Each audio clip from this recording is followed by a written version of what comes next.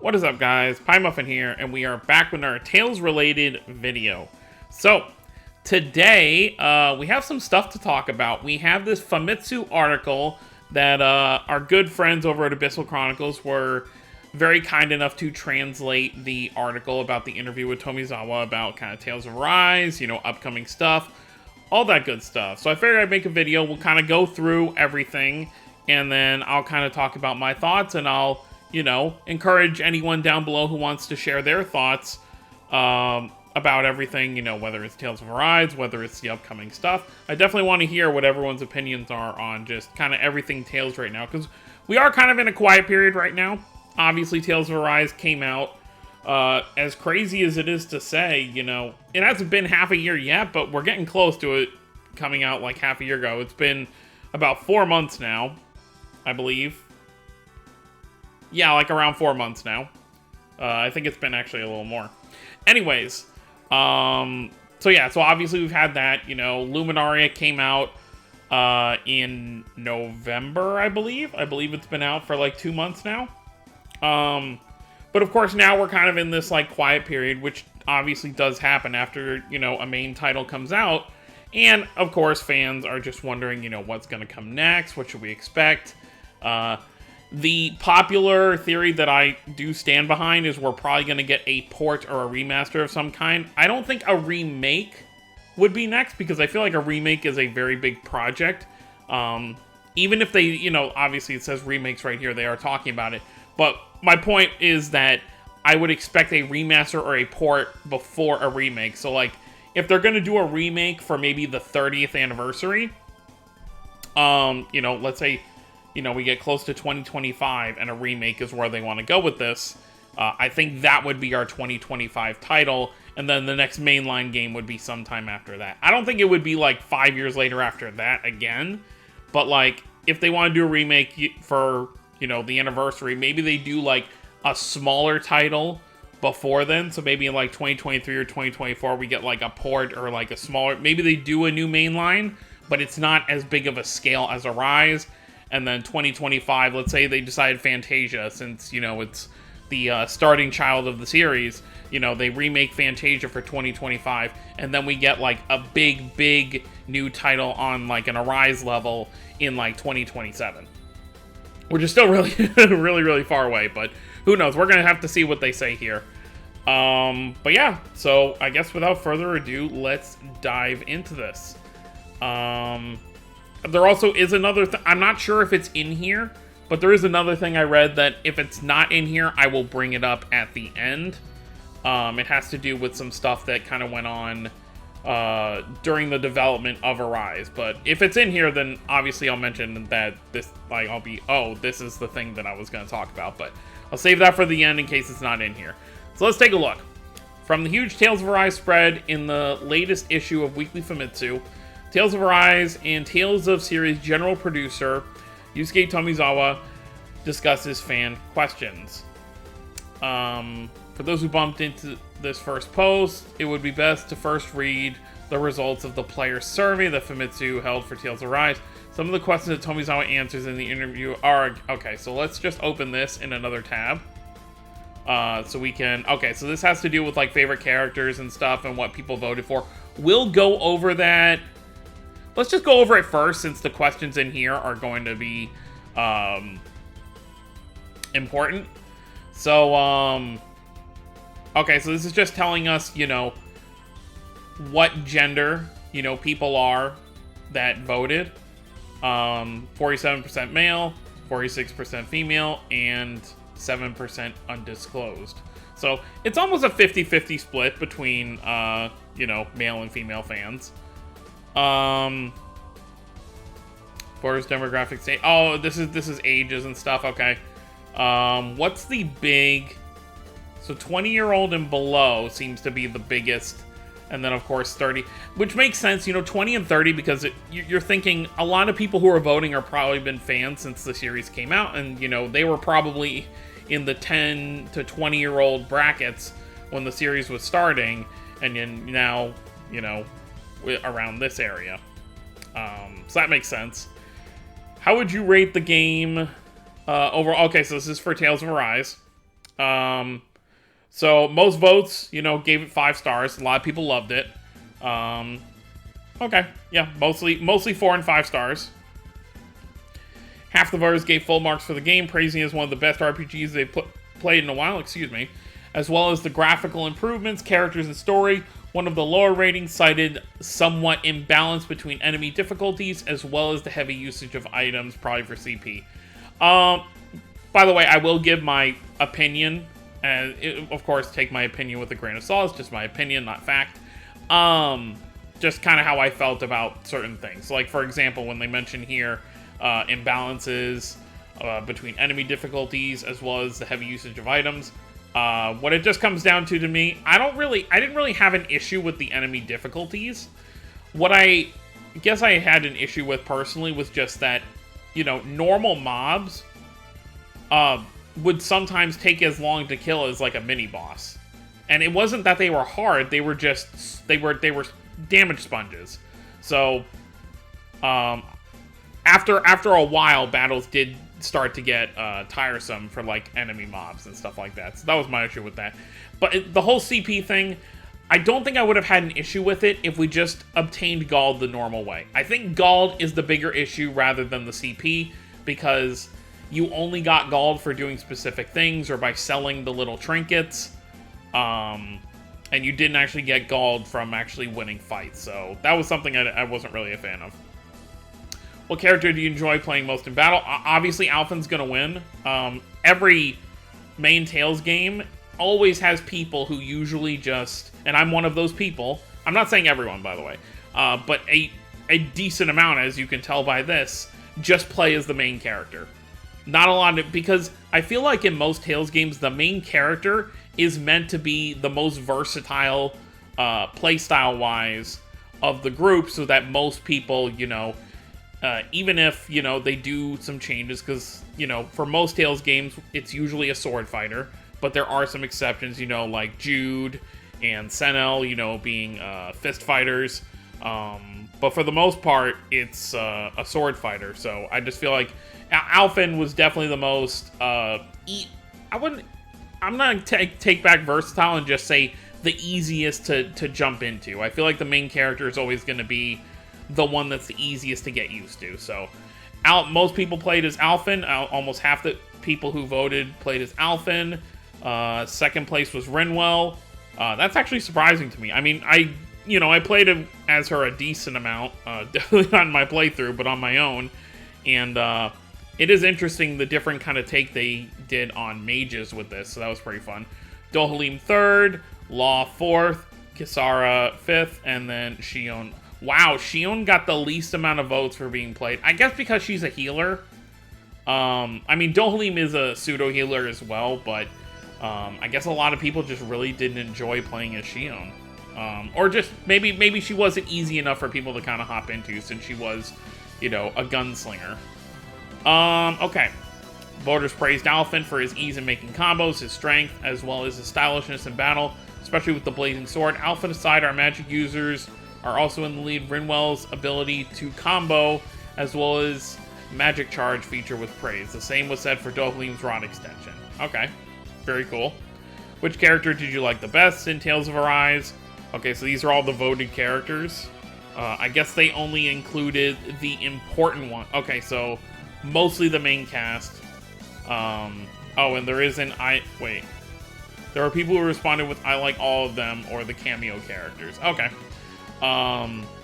Dohalim, obviously in first, he won first place in the overall Tales voting back at Tales of Festival, so it's not surprising that he's in first place here. It's funny. Shion is in second place for favorite character, but no... The people who voted for her are probably not ones who actually liked using her. So people liked her character, but didn't like actually playing as her. Got it. That's kind of funny to me. Because it's just one of those things. It's like, obviously, you could watch like a movie or an anime with a character, but then you play a game that they're in, and you just don't like how they play, style-wise. But they could still be your favorite character. Like fighting games and stuff like that. Alphen 3rd place, Rinwell 4th place, Law 5th place, Kisara 6th place, Zephyr 7th place. Wow, I'm surprised Zephyr, I mean, Zephyr was a great character, for sure. Hoodle 8th place, and then last was Volron. There were 7 people who liked Volron. Or at least for this voting poll. Yeah, it's all just similar stuff. We'll read it. Similar to the results of the recently concluded Tales of Character Popularity Poll, Dohalim tops this list, but not far behind are Shion and Alphen. Voters praised the fact that despite being the older, supposedly more mature character in the game, Dohalim still had room for character growth and an opportunity to show his weakness. Also, he looks good. Shion was praised for being a strong character, carrying a huge burden with her. Also, having adorable sides. Example, her love for food. Alpha was described to be a solid character who still fits as a young character that needed guidance, but at the same time also guided the younger party members. That was the whole thing that I kind of liked about this, was that the party had 3 sets of age groups, and they were, duos. You had the teenagers, which were Law and Rinwell, they are the kids of the group. You had the young adults, Alphen and Shion, in their 20s, presumably. And then, well, yeah, well, I'll stay with that. And then the adults being Kisara and Dohalim, who were kind of like the parental figures of the group, even though Dohalim was still... He didn't know a lot, so he wasn't really as much of a parental figure as Kisara was. Let's take a look at this, though. Which episode of the main story left a huge impression on you? The night before departure. Of course, the final night of any Tales game is always the highlight of the game for me, specifically. I will give a few examples here. I love the final night in Vesperia, when everyone's kind of just hanging out. And, you have the duos of characters kind of having their, last conversation before it's time to deal with everything. What else was a really good one? Legendia, which I recently finished on my own, also had a very good one. I like Zestiria. Zestiria's is interesting because it's a cutscene. It's not like... it's not like you're running around talking to everybody. So Zestiria's was also good, especially with the music we got for it. But yeah, the nights before the final battle are always the best ones. Even though this is technically not the night before the final battle, because obviously Lenegus leads to the final battle. The fight with Volron up to the second opening, that was I love what they did with that, and I would love if they do that, kind of more moving forward. By the way, if it wasn't obvious enough at this point, there are going to be spoilers. Because obviously there's going to be a lot talked about with the game. I'll probably put it in the title so you see it there, since I didn't mention it at the beginning. But yeah, so the fight with Volron, you fight Volron, you're at the 5th Lord location, I'll just read what they say first. Defeating Volron as the last Lord up to the sudden playing of the second opening. This part brought relief to players. I should probably read we'll read the Lenegus thing here in a second. This part brought relief to players that the game wasn't over, and just yet, the second opening by Ayaka was a wonderful addition. It was also reminiscent of how the older games handled dividing the game into 2 solid arcs. A lot of Tales games are usually split into 3, so it was kind of interesting that this one was only 2. I've seen people try to make the argument that, there are 3 arcs, and, 2 of the arcs are kind of split between the first, 5 realms that you go to. Which is fine, there's no, definitive right answer for that. If someone says, each lord they took down is a separate arc for them, then that's fine. But yeah, it was interesting how most of the time in Tales we have, 3 arcs, but this one was split into 2. But let's go back and read the Lenegus one. The scene where Shion tells the whole truth of her thorns to the party. Voters love how Shion finally broke down and expressed her feelings to her friends, with Alphen embracing her, and the addition of Hello Again to the background. So yeah, that was a really powerful scene as well. Zephyr's execution. Obviously, big spoiler. That was the one that got me the most. Nothing in this game got me more than that. Zephyr was definitely one of my favorite characters in the game. Maybe even more so than some of the actual party members. One of the voters wished he was playable all throughout. Alas, it was not meant to be. That would have been so great. You know, if you imagine, like, obviously it was meant to be a motivator for Law and Alphen's character. You know, even though he was directly Law's father, he was also a father figure to Alphen up until his, you know, execution. And I do think a lot of what, you know, Zephyr instilled in Alphen in those early parts did, you know, carry to the end. Plus, if you did play through all the side quests, you see that there is more important stuff to Zephyr as a whole. So yeah, that's cool. I will be happy when Zephyr comes to Raise. They're definitely gonna add him to Raise. There's no way that they won't. So I'll be happy when he's alive and well there. In front of Almedra, the scene where Law stops Rin. Oh, this one really got me too.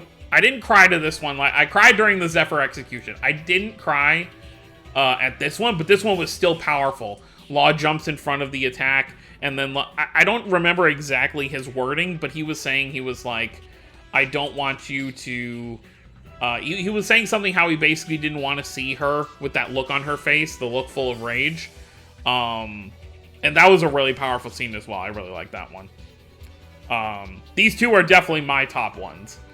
Regain Pain and Memories. The scene where Alphen talks to the party about his regained memories. Okay, that was a good one. You know, after, you know, his mask fully breaks off and then Shion's been taken away. Menancia's ideals versus the reality. The scene where the truth behind Menancia's treatment ward is made known to Dohalim. Yeah, basically everything that was happening with the puddle of, like, silver goo and all that good stuff. That was a pretty powerful one as well. Which is your favorite sub-quest or skit? Okay, so we'll just take a quick look at these. These are just, oh, okay. The pancake one makes sense. They're even using the Dohalim's pancakes as one of the event items for the current event in Raise, which, if you weren't aware, they did just recently add Dohalim and Kisara to the game. But yeah, that was a funny one as well. Yeah, and Shion makes, like, those, like, super, like, sweet, like, pancakes or whatever. That just, like, sugar rush much. I think it was Shion who made those ones. I believe, if I remember correctly. Her plays, the subquest where Kisara feels that she's no longer needed of the party since they've all matured. Dohalim comforts her and sort of proposes. It's unclear. That was the thing about me with her, and, you know, if you're a Kisara fan, nothing against Kisara. Like, I like her she was a fine character, but I did feel like she kind of, you know, as this subquest kind of, you know, puts out there, I feel like once you kind of get a little past Menancia, her role is just kind of like the parent that's there. You know, it's kind of like, I feel like if her arc had happened later in the game, it would probably have been better. So if, like, the whole thing with her brother had happened later, there would have felt like there was more build up to it. We would have had more time with her to see her grow. But we really didn't get to see that too much. So that was my whole thing with that. Farewell Mage, the subquest where Rinwell and the party save a man who heavily discriminates against Rinwell being a mage, but Dohalim defends her. I did like that one. Their Future, subquest where Dohalim weds a Donan and Renan couple with Shion missing the bouquet toss. Alphen to the rescue, sort of. The dive. Oh, this is the funniest one in the entire game. If you have not done this, I recommend going to do it. So go to RM Falls, and there's going to be this big area. It's a side area. I don't think you have to go there to progress. You might have to, actually. I'm just trying to remember the whole layout of the dungeon itself. But you dive off, and then you have, like, Law and Rinwell, like, screaming their heads off at Dohalim, and he was just like, oh, there was water at the bottom. It's like, we could have died. What was your most memorable scene in battle versus Ganabelt, specifically when he starts casting Indignation? You know, a very iconic art to the series. Plus, it was a very unique kind of thing. I remember that being one of the fights I did have to redo. Versus Volron, looking back, players found this to be a cool fight to start off the Sovereign versus Sovereign thing that Alphen and Volron have. Yeah, the fight was definitely cool. And then versus Dohalim, a simple fight, but one player laments he/she used up all the items they have. That's funny. Favorite art? Incineration Wave, Alphen, Dragon Swarm. And Dragon Swarm is just the most used art, I feel like, with this game. The way it just combos into almost everything just works really well. Demon Fang, Alphen, so mostly Alphen arts. Shooting Star, Rinwell, and Crescent Flash, Dohalim. Favorite Boost Strike, Radiant Genesis, Dohalim, and Rinwell. Okay. The combined power Light and Dark, Dawn and Renin art is cool, says one player. Red Hot Burning Strike, Shion and Law. It was nice to see a Boost Strike pay homage to one of the older arts in the game. Impact Cross, Dohalim and Alphen. Flaming Swing, Alphen and Shion. Cool. Lastly, what more do you want to see about the game?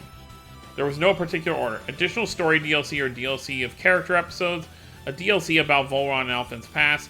Okay, so here's the thing I wanted to actually talk about. I'm not sure if it's going to be in the main article. I didn't actually mean to spend so much time on this side part, but I'll just mention it now. So, what I saw that was talked about was just they ended up not including more on certain characters' backstories. It wasn't specified which characters, but I'm assuming Volron is one of those characters because for those who have played through Arise, you know that we get the entirety of Volron's backstory pretty much through computers you have to click on in text dialogue. There's like 8 computers you click on and it gives the like full story of how Volron was one of the sovereigns. So if we were going to get DLC, I don't want it to just be like a DLC we click on and it's like a short story. What I would want is akin to what they did with the Royal Edition of Final Fantasy 15, where maybe like a year from now we get a upgrade. You know, you buy it for whatever a normal upgrade price would be, and it adds all the scenes they would have originally liked to add in the game, but they couldn't add at release. So stuff about Volron and Alphen's past, you know, digging more into that, make those actual cutscenes that are part of the main story, because then you give people a reason to replay through the whole game to see what there could be. But I don't want story DLC that's just gonna be like, oh, Volron DLC, and you play as him for like 10 minutes and you get like a 15-minute cutscene. I would just want it to be part of like the main game, even if it does change the story a little bit. It wouldn't really have to change the story. It could even be something where you're clicking on these computers and then it gives you cutscenes instead of just reading a wall of text. Hoodle Pancake merchandise, okay.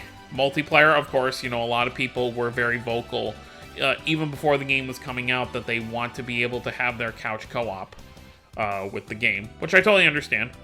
Figures of each character fighting the lords. Okay, that would be cool. Some players say the game was concluded beautifully, but a sequel is always welcome.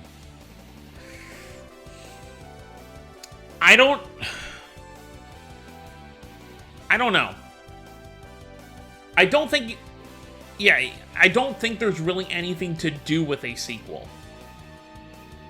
Because everything's been settled in this world. There's nothing to really, like, how do you make a new threat? Unless they're gonna make, like, I feel like the sequel would have to have new characters. Like, it would have to be something akin to, like, Dawn of the New World or Xillia 2, where we have, like, 2 or 3 new characters, and then the main cast from the previous game are just supporting characters. Because I don't know what story you could do with the 6 characters we have, but just in the future, because there's no other threat. Like, everything's kind of, like, normal. I feel like at the very most, what I could see is, like, if they wanted to do a DLC that's, like, post-game, like, actual post-game,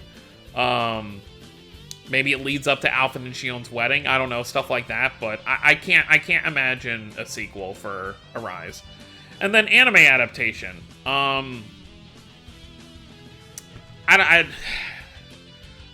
I feel like anime adaptations for Tales are always kind of hit or miss. It has some good stuff, it has some not so great stuff, in my opinion.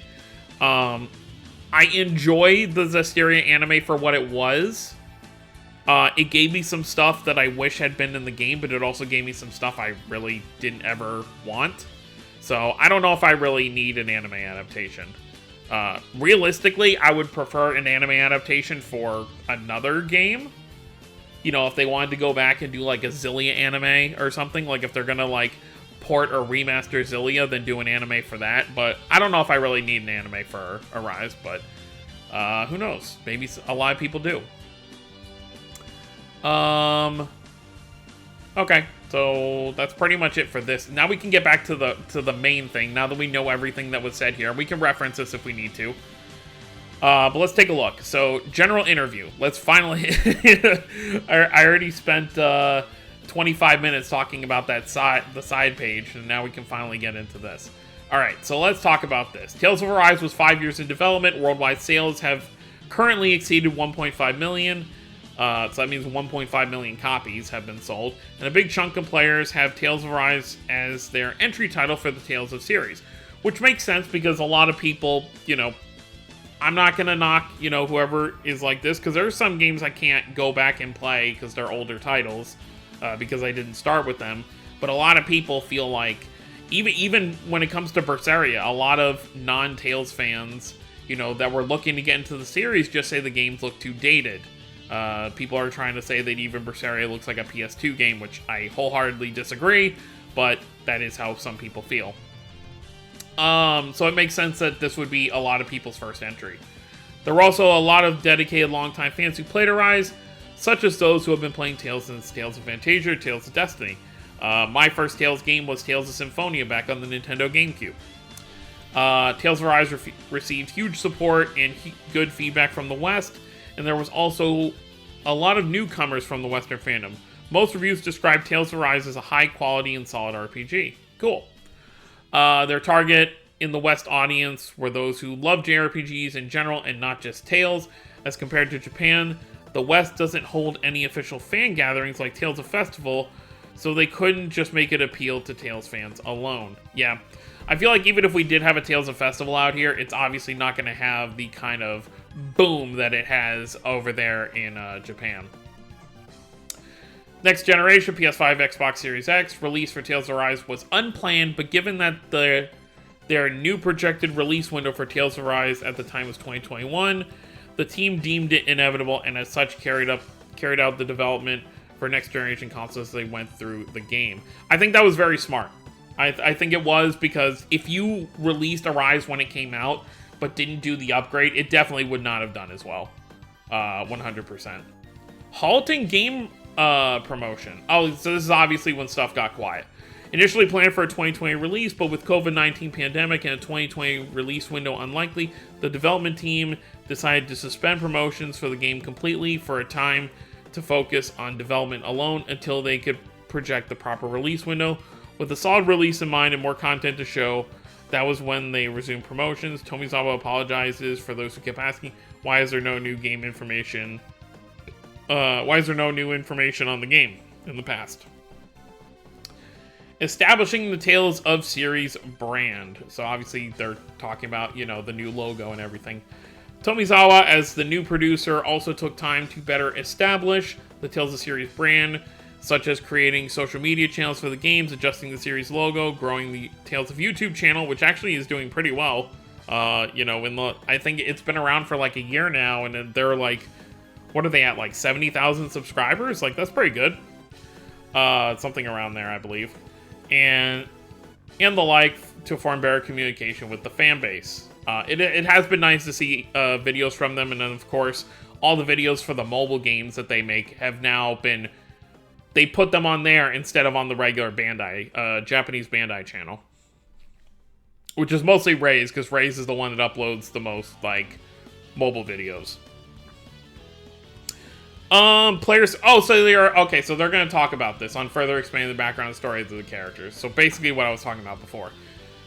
The characters, even the villains, definitely have their own backstories that can be expounded on, and this is something the team is considering and want to do, but at present they cannot say anything specific at this time. He apologizes if some fans found their foundations lacking. So pretty much what I just went over, you know, actually almost all of the villains, besides Volron a little bit, you don't really have much of a story. Like, you learn about Balsef, Almedra, and, what was the other guy's name? That's how, what was, Ganabelt. you don't learn anything about them until you actually get to Lenegis and start talking to, you know, the people that were basically under them. So they just kind of felt like heads we had to cut off, so to speak. It's like I said, pretty much I would like to just see a Royal Edition that expounds upon this, or I don't know if this is a better comparison. I still haven't finished it myself, but Persona 5 Royal, you know, they obviously added stuff in that. But yeah, something like that I would prefer rather than just like, you know, a video or a scene. Low replayability. I 100% agree with this. I have not gone back. I have not touched Tales of Arise since the Sword Art DLC came out, and I have not started a New Game Plus or anything. I just don't. Most Tales games, like for example, let me use Vesperia for example. When I first played Vesperia, I played it. I obviously back then, you know, back in the day, there weren't as many guides as there are now for everything. I mean, Vesperia was still 2008, so there was, you know, you had game packs and stuff like that, but it wasn't something you actively looked up. At least I did. So I beat Vesperia, and then I saw there was all this stuff I missed, so then I went back and played it again, because back in those games, it wasn't, you couldn't do everything on one playthrough. The max level was 200, there were a lot of side quests and side things to unlock that if you didn't hit the required steps at certain points of the game, you had to replay the game to do it again. Now, some people today might see like, well, that's just bad game design, but it did give players a reason to keep playing the game over and over, besides just, you know, replaying the story. But it's like I also said, at least for me, the gameplay, you know, it's not even the gameplay, it's the enemy design that I'm just like, oh, I really don't want to fight all these enemies again. But yeah, so that's my thoughts on it, but they said team can honestly not prepare a lot of replay elements since they wanted the game to be as solid as possible on a first playthrough alone. Okay, hopefully for the next game there can be more reasons to have a replay. Dohalim's popularity. Regarding Dohalim's popularity and him winning favorite overall character as announced during Tales Festival 2021, they expect Dohalim to be popular but not to the point of surpassing the other party members, nor surpassing the older Tales characters at all. You know, Mikleo finally being dethroned for the first time in a couple of years was very surprising to me, but it seems Japan really, really loved Dohalim, which is, it's a funny dynamic because you had all of the Arise characters minus Kisara in the top 30, and Kisara wasn't even in like the top 50, but if you look here in the West, people love Kisara, you know, whether it's for her character or fan service reasons. Like, it's such an interesting dynamic to kind of see right there. But yeah, so that's pretty good for Dohalim. I'm really happy to see how popular he is.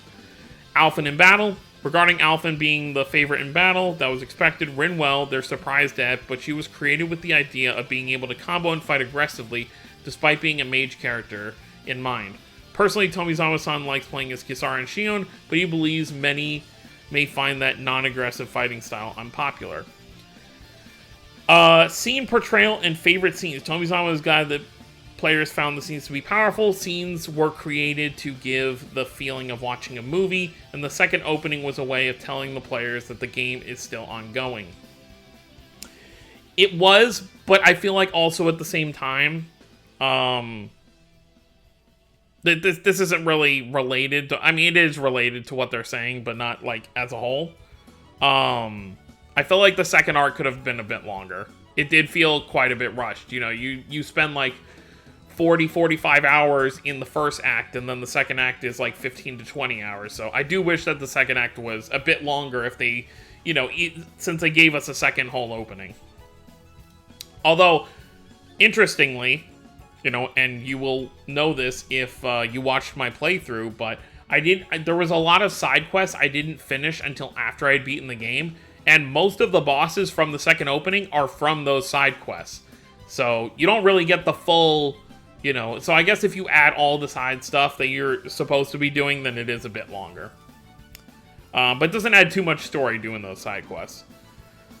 Difficulty spikes. Some bosses were intentionally hard, as this was meant to be a guideline to tell the player your level is too low or they need to improve their arts or skills.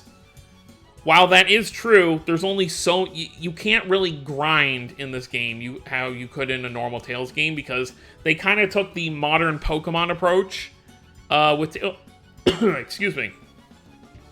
With Tales of Arise when it comes to leveling, whereas the higher level an enemy is compared to your level, the more XP you're going to get, and the lower an enemy is compared to your level, the less XP you're going to get. So after a certain point, it's incredibly hard to level, especially when you get close to the max level. You know, when you're like, you know, 80 onward, you really are just farming one of the cameo fight, Chronos. You know, he is literally the best thing to be farming, and just kind of moving on from there. That was pretty much who I farmed when I tried to get to 100. I did the boss rush thing where you fight all the bosses and then you have the little side quest thing. And then after that, I just farmed Chronos like a bunch until I hit level 100. So yeah. It wasn't really the difficulty, but it was more just kind of like having to level was a bit more work and planning. Atmospheric shader and future use. The atmospheric shader was well received, and many fans have been asking for remakes with it. For future titles, the system may definitely be used, but on the other hand, it will take considerable effort to use it for remakes, so they cannot say just yet if they can apply it to those. At present, they are still working on the system with plans to improving it for future works. So, basically, they'd like to use it for remakes. You know, if they remake Fantasia, Symphonia of Vesperia, whatever. But it seems like it's not practical enough to remake those games yet. So I would not expect those immediately. Okay, so now we're going to get into some fan questions. Fan, the theme of Arise is inheritance and evolution. Were there any elements in the game that you were particularly worried about that may not have made into the game? Tomizawa, the transition of skits from 2D to 3D was definitely an issue and was thoroughly discussed with the team and was chosen for its merits. That said, there was the option to remove skits altogether. Oh boy, you're dodged a bullet there. But we did not. But we definitely did not consider it since it's a series staple, so we chose to apply it in 3D instead. I still think. Excuse me.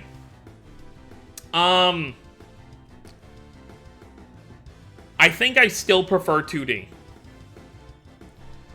And the reason is, I don't think I would have minded 3D as much if it was a bit more, like, if it was actually going to be 3D skits. The issue with the 3D skits in Arise for me was that it was still just the heads moving. Or it wasn't even the heads moving, it was just the mouths moving and the characters pretty much standing in place.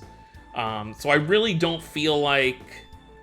And plus, it was so jarring when you didn't know where a box was going to pop in from. Especially as someone like me who plays with the Japanese voices, I have to read the subtitles and then look at the character. So I just feel like... I feel like doing 2D would have probably just been better. Or at least give us the option. You know, I know that's a lot of work. You know, obviously they would have to implement both things. But if they're just going to do the same thing where, like, the heads aren't moving... I wish they would, like, just do 2D and 3D as, like, an option. So you can let the players choose how they want to kind of do that. But we'll see what they do moving forward.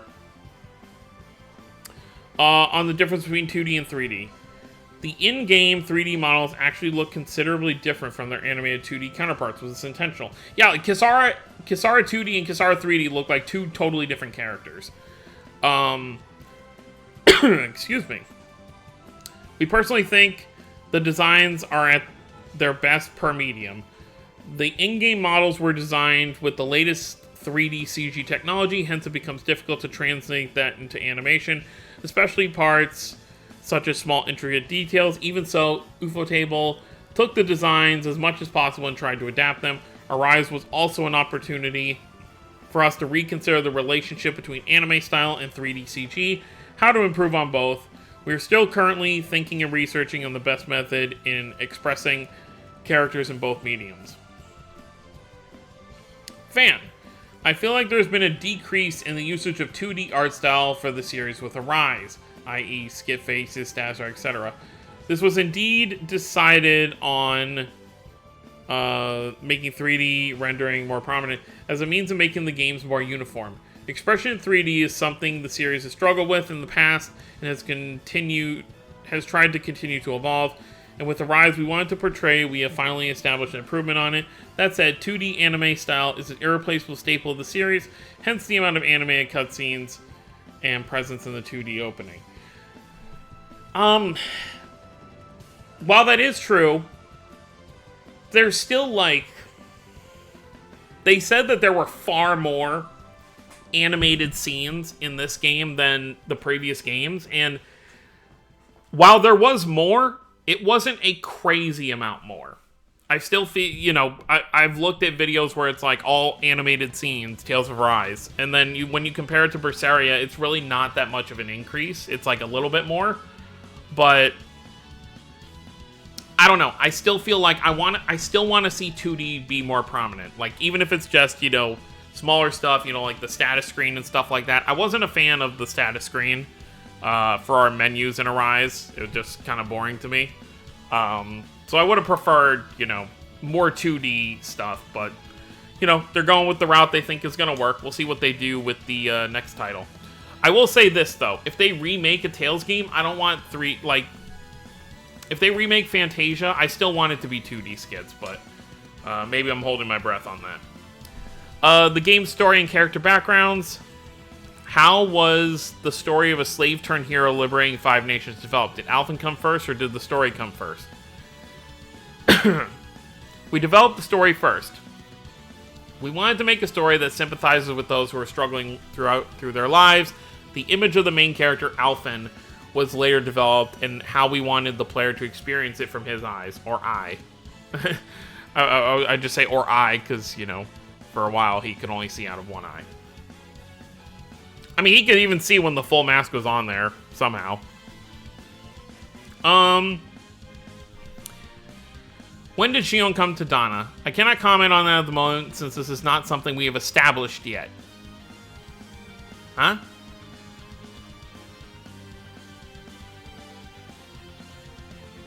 Okay, so it's not... They didn't even come up with that? What? Alright, let me read this first. I cannot comment on it at the moment since this is not something we have established yet, but many things could have happened. For example, we do not know the life Alphen led 300 years ago, and there are many parts of it we haven't actually set on paper yet. Okay. It's not that we don't want or plan to, but the stories presented in the game were as they were, and that was the priority. The same goes with Vol'ran's past. I know a lot of fans want to know the background of these characters, and we can try to answer those in the future, but we currently cannot make promises. Okay. So this goes into more what I was talking about. They didn't even, like, have a plan to give us a real backstory. That's why, like... How do I word this? I feel like Tales of Arise as a story is very surface level because they don't delve too deeply into the actual world itself that they were trying to create. It's kind of like, this is the story, and what happened before, what happens after doesn't really matter. Which worked because it sold the game. You know, people enjoyed the game, they enjoyed the characters, but for fans... For longtime fans who are always into the deep world building of Tales, you know, the extra stuff that we get, obviously people want to know these backstories. After Shion is kidnapped, she dresses in black. Did Vol'ran prepare these clothes? Was Vol'ran the one who changed her clothes for her? Please leave that as a mystery for now. Laughs. Okay. What spiciness level can Alphen handle if he were to eat at our curry shops? My own personal answer is I think he would be able to handle level 10 spiciness. Even with his sensations return, he can still wolf down spicy food. Perhaps the tolerance to pain and spice was maximized during the pain-free period. There may be another answer from the scenario writers, but for now, that's my own answer. Okay. There were a lot of romantic scenes in this game, and I was surprised that the hero and heroine were connected together. But was that the intention of incorporating the romance element? This was as written by the team, the decisive factor being Alphen and Shion's relationship. Their destinies alone have them in this cooperative relationship. As a result, it just feels right to have them end with their marriage. when we think of the two, it's only natural for them to have a happy ending. Sometimes it's good to leave it to the imagination when it comes to characters' relationships. Before Arise, when you saw the ending, what you saw in the ending is how deep the relationship between the two has come by the end. You know, a lot of Tales games, they push specific duos, usually the hero and heroine, but nothing actually ends with it. You know, like Lloyd and Colette obviously, you know, have feelings for each other in story, but it's not like you ever see them get married or anything like that. It's not like, you know, Stan and Rudy literally have a child. Their child is the main protagonist of Tales of Destiny 2, or Emil and Marta, which they're obviously together by the end of it. A lot of Tales games just kind of leave it open-ended, so that way, you know, people can make their own kind of decisions of which character they like with who. But of course, you know, with Arise, it's very apparent what the game was trying to kind of push together. I would love a photo mode and a short chat review function. The game has so many short chats that it's not even comparable to skits. I know fans want this, but it's difficult at the time, and I understand the desire for photo mode because of how beautiful the characters are in atmospheric shader. And even I want it, but I apologize, I cannot confirm anything at this time. Anime. Are there any plans to make an anime for Arise? Arise is a work created to tell its story through the game. Hence, there are no plans at the moment to tell the story in a form of anime. But please do look forward to our upcoming new trailer showing scenes animated by UFO Table. Here's a sneak peek. They're going to be animating specific scenes from the game, but we're not going to get a full anime, is basically what he's saying. Maybe sometime down the road in a couple years, but as of right now, they're clearly not working on one.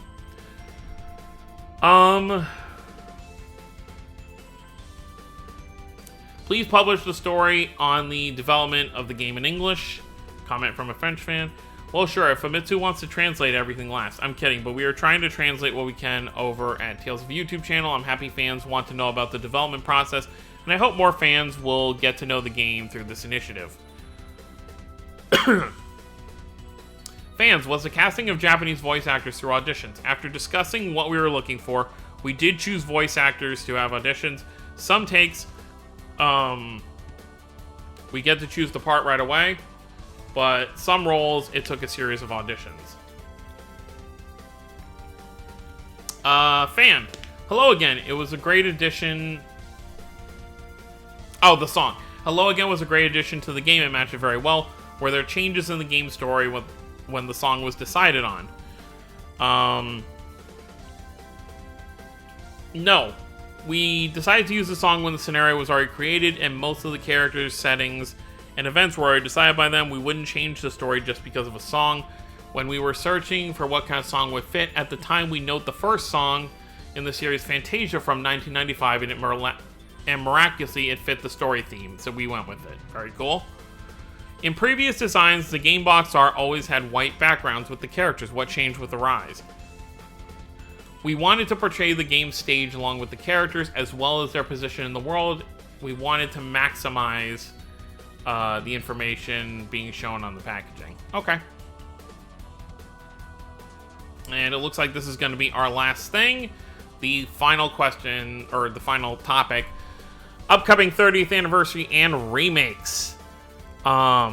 We are now moving to the 30th anniversary of the series. Will there be a new title as addition to the series, or will you be remaking a past work? Tomizawa, we are celebrating the 30th anniversary in 2025. If we are unable to prepare a new 30th anniversary title by then I have not fulfilled my responsibility. Rather than making a commemorative title because it's the 30th anniversary, we want to make a game that fans are looking for in the series. While we are focused on developing new works regularly, we will not ignore the requests for ports or remakes from past works. It is difficult to decide when and which game first and what form, but we can definitely say we'll do our best to make it that everyone will be more than excited for our 30th anniversary. What are you looking forward to for the 30th anniversary? That was a long video. I know I've been talking here for almost an hour about all of this, but there was a lot to kind of discuss. Kind of just talking about the, remake stuff. Obviously, what I want to see first is just, I want the PS2 remaster of Tales of Destiny.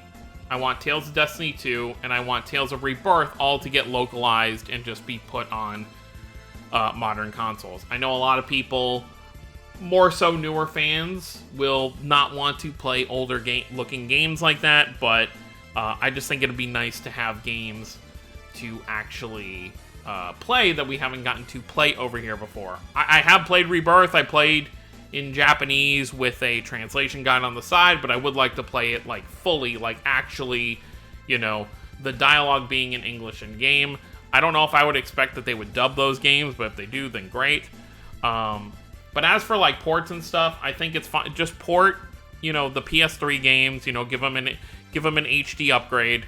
You know, Xillia 2, Symphonia Chronicles, Graces. Just, you know, upgrade those. The only difference I would say is like with Destiny or with Xillia 2, and Graces, add the option for dual audio and anything that was also in the Japanese version that we may have not gotten. As for a remake, I'm very iffy on if I want a remake because I don't want stuff to change. Like, I obviously would love, you know, we saw in the cameo portion what certain areas would look like in the current engine. You know, you got to see areas from Symphonia, Destiny, Zestiria, Berseria, what they would look like in the current engine. Although the Berseria one didn't look too much different because that was literally our last game. Sorry about that. But anyways, like I was saying, I'm just very concerned about how things would be handled. Like, obviously, I want the story for the most, unless they're gonna add stuff, you know, just like, you know, skits and stuff like that. I don't want the stories to change or anything. And of course, you know, it would be kind of weird, like, if they did Tales of Fantasia, for example. The original Tales of Fantasia is a 2D game. You know, you fight in a 2D plane. So, like, what would they do with that? Would they just make it HD and still fight in 2D? Would they make it a 3D arena kind of thing like we have for pretty much all Tales now? That would be the thing to kind of note. But we'll have to see what they kind of do with that. But other than that, that's pretty much all I have to say about all of this. I know I've been talking for quite a while. But definitely let me know what you guys think down below. I do think at the very least, probably by the next Tales of Festival, which should be, you know, back to its normal time in June-ish, will probably be the next time that we maybe get some information on what's coming next. I could definitely see if they plan to, like, remaster or remake Tales of Destiny or something. That's been the popular fan theory going around. That they could announce it there, and then it comes out like early 2023 or something like that. But we'll have to see what kind of goes on with that. But that's gonna be it, guys. Let me know what you guys think down below. Don't forget to subscribe if you're new to the channel. I'll see you all next time. Have a wonderful day, everyone.